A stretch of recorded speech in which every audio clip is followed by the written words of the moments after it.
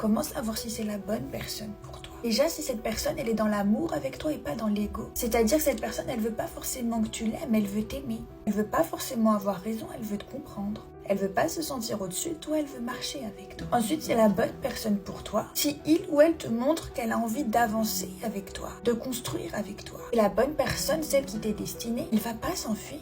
Aussi, si c'est la bonne personne pour toi, tu vois pas le temps passer avec elle. 1 heure, ça passe comme 5 minutes. Et la bonne personne, même si elle est occupée, elle calculera pas pour autant son temps passé avec toi. Et elle saura te traiter comme une de ses priorités. Aussi et surtout, c'est la bonne personne pour toi si cette personne, elle t'apporte le calme, la paix, la confiance, la tendresse, la sécurité. Parce qu'on a trop tendance à croire que les relations, ça doit être des montagnes russes pour que ça nous fasse vibrer. Et ça, c'est pas du vrai amour. Le vrai amour, il t'apporte la paix. Un autre indicateur, si tu es croyant ou croyante, c'est est-ce que cette femme ou cet homme te rapproche de Dieu?